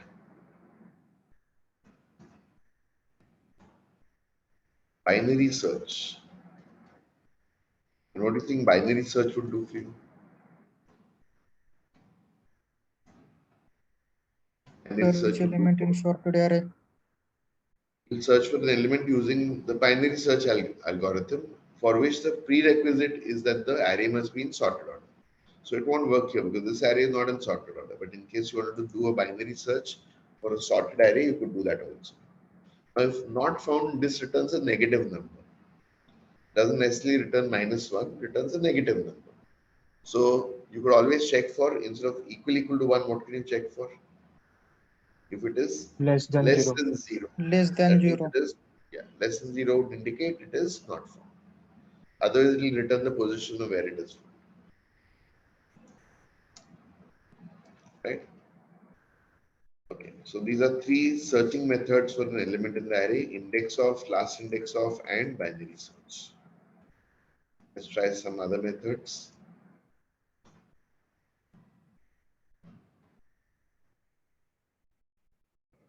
So you have copy and constraint copy. What are the names of this? Copy and constraint copy. What do you think that will do? See the parameters it takes with copy. Look at the first one. First parameter over there is what? Can you read it, or is it too small? Source array. Source array. So from which array you want to copy? Second one here is Destination array. Into which array you want to copy? Third one here is Length. Number of elements that you want to copy. And then there are other overloads to it also. But this is the basic one. So it allows you to copy from the first array into the second array certain number of elements from whatever array that you want to copy. There are other overloads to it also, and you can see what the other overloads to it also. Now, while doing a copy, if let's say there are 20 elements to be copied, but let's say 10 of them got copied correctly, but the 11th one gave an error. So in that case, copy would cause you half the elements would have been copied, but the other half, when it gave an error, the other half would not have been copied. Constraint copy, on the other hand, says that even if one of them give an error, then no element should be copied. In copy, what does it do? If someone gives an error, then before that, whatever could be copied would have been copied. But in constraint copy, even if one of them gives an error, then it undoes all the other copies out there. So that's the difference between copy and constraint copy. Constraint copy works like a transaction. All or nothing commit. Either all should be copied correctly or what? Nothing. Or nothing will be copied. Are we clear on this one? Yes, sir.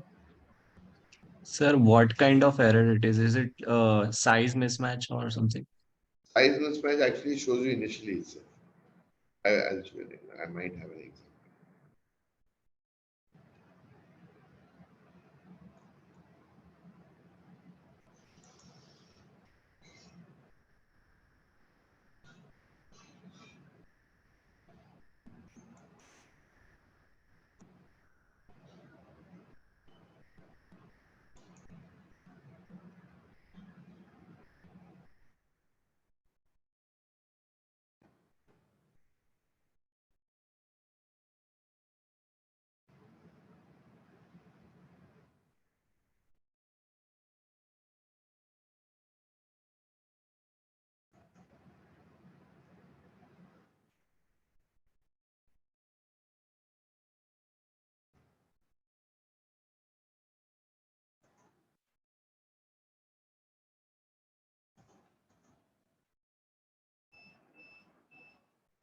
All right. So I have an object array here. What values do I have here? What values do I have? I have 10, 20 and a ABC. How is it possible now? Can I store different data types in here? Yes. Because it is an Yes, sir. object. Object. Type is object. Because there is an object array, so it can take any type of data. And I've got an integer array, which has some elements, 1, 2, 3, 4, 5. So now look at what I'm trying to do. I'm trying to do a copy from the first array, starting from position 0 into the second array, starting at position 2. 2 will be where? Where here. Okay. Now, how many elements do I want to copy here in this case? Is 3 elements. So starting from this location, I want to copy 3 elements. So what would get copied? 10 would get copied here. So this would become 10. This would become 20. And now if I try to make this ABC, this will become a problem. Agree? Why will Yes, this sir. be a problem? Integer type. Integer array. I'll first try with copy. Now in copy, what will happen is if an error is thrown, then whatever elements have been copied would be remaining copy. So now the array will change to what? 1, 2, 10, 20, and then 5 with copy. But with constraint copy, there will be an all or nothing thing. That means it will work only if what? All of them can't get copied. So in the constraint copy, when moment this gives an exception, it will roll back the other changes that we have out there. So let's try this quickly with copy.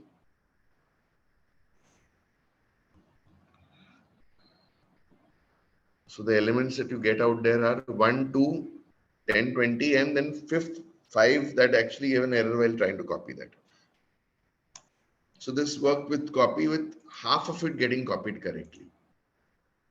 But with constraint copy, this is all or nothing commit. Meaning what? Either all get copied correctly or what happened now here in this case? What happened here now? Nothing gets copied. Nothing got copied. So what if I gave some correct value here?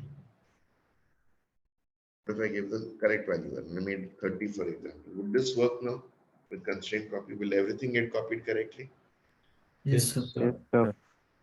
Okay. So you'll find that now it becomes what? 1, 2, and then 10, 20, 30. Why isn't it work?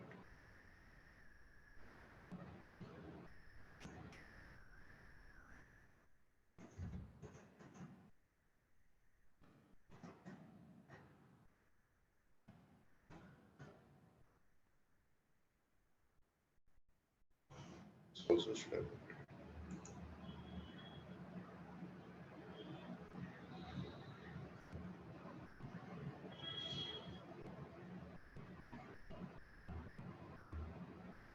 Okay, so it's not allowing me to do that directly. I need to do some convergence before it's allowing me to copy that. So which is why constraint copy didn't work directly. But I'm not now complicating code out here. I am keeping it to the same example with this sort of a thing, ABC for example. I need to do a further convergence out here to allow me to copy it out. Okay. So the point I was making here in this is that with copy, half the elements, even if they are copied correctly. But the other half, if you try doing this, the other half will not be copied and will stop at that point of time. Constraint copy is a all or nothing copy. Okay. Let's try moving on to the other example. So try to copy, constraint copy. Create instance you don't need to use. Create instance will be used to create an array. Okay. Now you can create an array directly in C#. How do you create it directly? This is the code to create an array. But certain languages don't have an option to create an array directly. So remember, these methods are common for all languages. The array class is common for all languages. So create instance would allow you to create an array of the specified type. Okay. So I could actually have done something like this.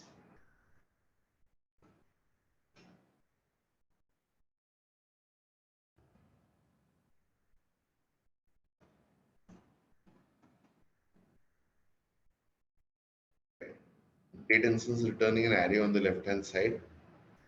So first thing is type of int and what should be the size of the array. So let's say I'm saying 5. I could have written in this line down in this way. Int here 2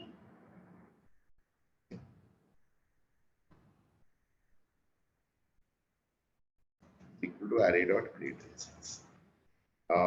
And then I need to also typecast this to what? Int square bracket. So this is what I could have done. But I don't need to write line like this, right? I can write a line like this directly.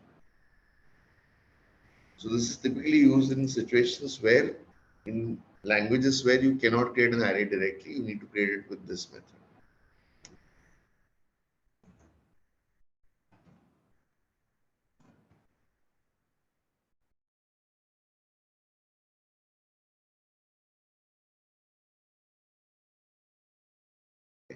Ignore all the methods that have angle brackets. They're using a concept called generics, which I haven't explained to you. These are all using link. Again, I have not explained to you. Index of 15, last index of 15. Max length is the number of elements that might be contained in an array. So you could use length or max length, both give you similar output. Reverse and sort. What do you think reverse and sort would do for you? Reversing the elements of the array. And sort would do what? For sorting it from ascending to descending. So you could try them out in your, I'm not doing that out here. But that's what you could do to sort an array. So this works with basic data types very clearly. If I had an array of, let's say, some other object, let's say array of maybe employees, for example. In such a case, you have an array.sort method, which has an overload here, which takes a I comparer as a parameter. And if the class is implementing the I comparer interface, then you can actually pass that out here. Okay. I will be doing the I comparer interface when we're doing collections. So collections are very similar to arrays. So I'll be taking an example of that then. And then you can apply that same code to an array out here. So otherwise for simple arrays like an integer array, string array, this works fine. But if you had complex arrays, let's say an array of your own employee class, for example, then you can get it to work with by implementing I comparer interface. Okay. We will be seeing an example of I comparer in collections. So these are some of the common methods with an array. And these methods of array dot only work with single dim arrays. So if if you have a multi-dimensional array, you can't actually create an element out there, or you can't create an array dot whatever method out there. Let's try creating a multi-dimensional array. For example, if I told you that I want to store 5 marks into an array, how do you create 5 marks out here? Int square bracket ARR equal to new int of 5, right? So 5 marks simply being stored like this. Now, what if I told you that there are 3 students, and for each student there are 5 marks? So now you don't have just one dimension to talk or think about, you have 2 dimensions. So you can think of this in an array of 3, 5. So 3 students and each student has 5 marks. In the first example, we are just storing 5 marks for one student. So that's what we did in the first one. Now we are storing what? Each student has 5 marks. So if I had to create an array of that size, I could say int, comma, whatever. Let's say ARR is equal to new of whatever 3, 5 for example. Think of this as what? 3 students, each student having 5 marks. Now, if you notice a single dimension array, how did you create a single dimension array? How many commas did you give for a single dimension array? No commas, sir. Comma. 0. 0 comma. Right? For a double dim array, how many commas did you give? 1. 1. 1. 1 comma. For a 3-dimensional array, how many commas will you give? 2. 2. So, whatever a number of dimensions, number of commas will be 1 less than that. If you want to create a 5-dimensional array, then number of commas you will create is 4. Okay. Like for example, if I said there are 2 batches here, okay, 2 batches here. Let's say CDAC Kargar and CDAC June. Each batch has, let's say, what, 125 students, 120 students, whatever. And for each student, you want to store 5 marks. So what will be the array size that I have out here? 2 batches of 120 students each, and each student storing 5 marks. How do I store that? It will be a 3D array. 3D. 3D array. 3-dimensional array, yeah. Yes. 3-dimensional 2, array. 3, 5. 2 comma 2 comma 120 120. 125 comma. Yes. Okay, number of students is 120. I changed that to. And how will I declare that array? Int, Comma, double comma. right? array. Here 2 is equal to new int of whatever. 2 batches of 120 120 students, students, 5 subjects. and each student having 5 subjects. Very clear on this? So that's a 3-dimensional array. And you can just carry on with the number of dimensions. I mean, you can increase this to whatever you'd like it to be. So, for example, if I said there are CDAC is in 5 cities, right? Each city has 2 centers. Each center has 120 students, and each student has 5 batches. So now this becomes a 4-dimensional. So 5, 2, 120, 5. Right? I could do that. Right? So now you can increase the number of dimensions here without a problem. So number of dimensions will be 1, whatever number of dimensions, 1 less than that will be the number of commas that you give. 3-dimension give 2 commas. 4-dimension give 3 commas, and so on and so forth. But before we write any code, let's try printing a few properties of this. So I'm taking a 2-dimensional array. ARR.rank will tell you how many dimensions the array has. How many does it have? How many dimensions does it have? 2 dimensions. 2 dimensions array. Look at ARR, the first one here. Okay. or if you try printing ARR dot length, what will it tell you? How many elements are there in this array? There 3, are 15 5. elements. 15 elements. So this will give you 15. What if I want the length of the first dimension of the array? Because this 15 is not no use to me. I want to know what is the length of the first dimension of the array. So I could do ARR dot get length of 0. This is now going to give me what? 5. 5. Length. Array Papa, first dimension. First dimension is what? 3. 3. Length of first dimension. Which should be how much? 3. If you wanted the length of the second dimension,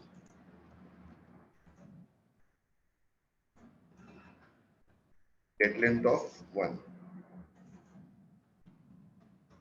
Right? It's a zero-based index. So 0 is referring to the first dimension. Get length of 1 is referring to the second dimension. So what will this give you now? 5. This will give you 5. 5.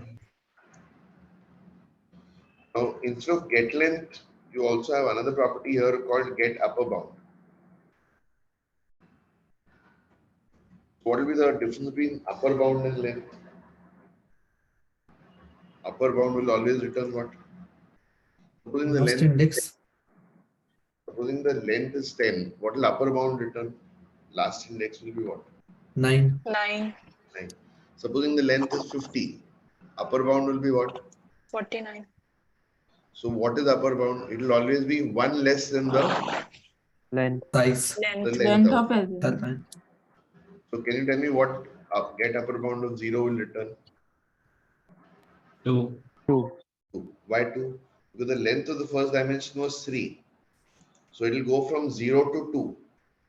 So upper bound would be 2. Similarly, upper bound of the second dimension will be what? 4. 4. Achha, what will the lower bound be? Lower bound of 0. the first index. 0. Will this change? No. Will this change in C sharp? No. So lower bound always returns 0 in C sharp. But there are some languages that allow the lower bound to be a number other than 0. VB.NET, for example, you can start a lower bound from 1. Instead of starting from 0, you can start it from 1 if you want to. So if you're writing code in VB.NET, then if you have made it, again, you have to make it that way. If you made the lower bound as 1, then the upper bound will be equal to the length of the array in VB.NET. So there is a possibility that the lower bound will be other than 0, but in C sharp, you don't need to worry about it because lower bound will always return a 0. Are we clear on this, everyone? Yes, sir. So these are some of the properties that we have with the array. Let's try printing this.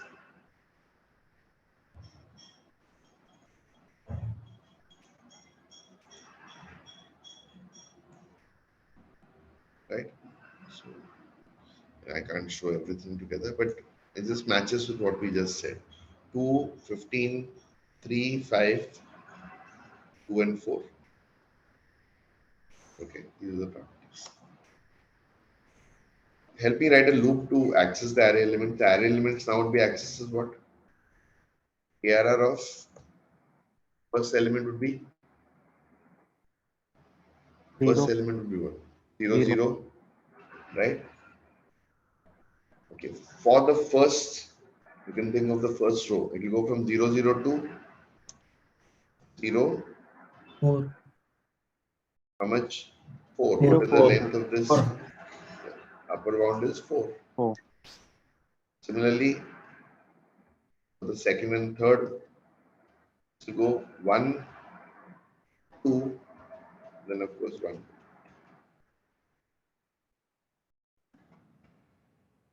Right. That's how your loop should run. So help me run a loop for this. Starting with for int I equal to 0, I less than what? 2. 2. Hey. Don't give me a hard-coded value, no? 3. ARR Don't, length don't minus tell me 1. 3. I want a property. I've Get shown you the length property. 0. ARR dot get Correct. length. ARR, the length of the first dimension. So why am I hearing 2, 3, 5, and all these numbers?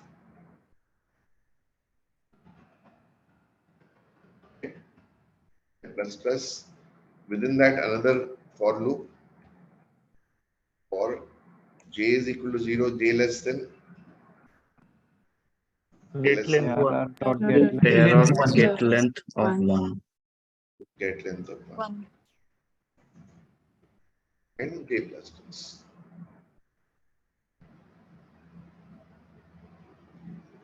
Okay. And then here what we do in this case, help me write a similar code to what we are writing here. Enter element number. I'm going to accept that like this. This was the earlier code. So on the same lines, can you help me with this console.write line? This part is the same, right? Enter element number. This will be what? J. I and j. So I can say ARR of I, comma, curly brackets, j.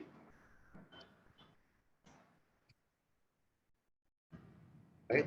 Okay. And help me access the values now. Instead of writing this, change your ARR of I, comma, j equal to int dot parse console dot read.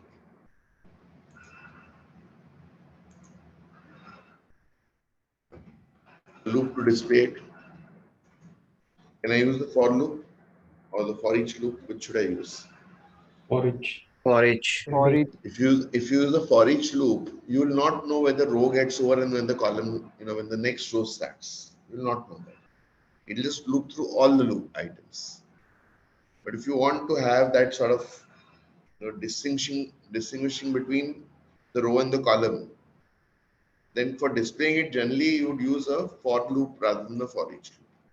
Use a for each loop, then everything is, you get all 15 in one line. You can't break it up into 2. So I'm going to use a for loop for doing the same thing. And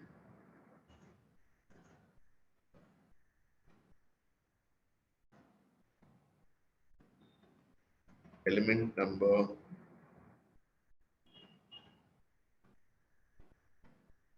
comma j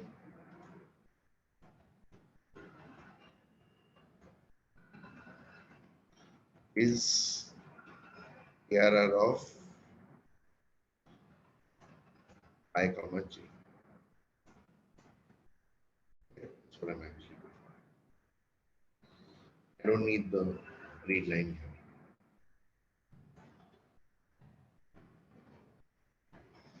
here. Right? This is what we can do. This, of course, will be a write line. Let's try running this code and 15 The one on elements. that inner loops. So you have Sorry? made both zeros in Get first length. outer and inner loop. Get Get length length of 1 Yeah, in thank both. you. Thank you. That's what happens when you copy paste. All right. So this is the code that we are writing to run the array, display the array elements and accept them and. Sir, line number 92. What have I done wrong? Also, sir. Line number 92, get length 1. There is 0. Okay. Thank you. Right. So let's try running this. Enter array element number 00 and then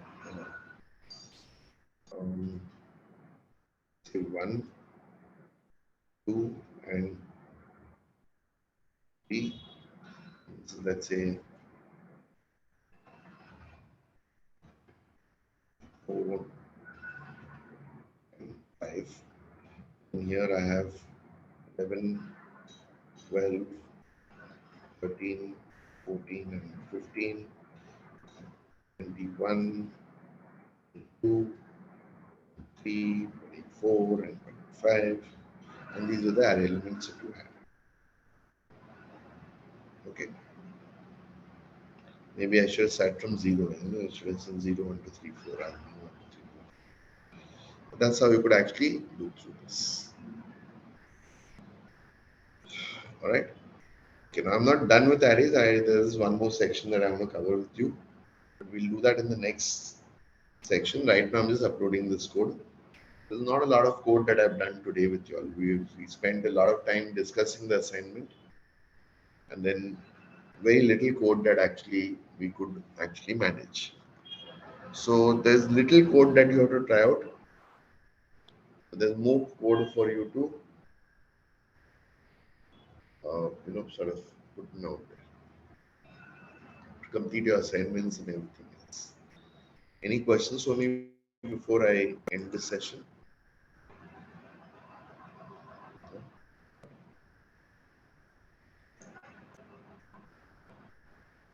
I think no questions, sir.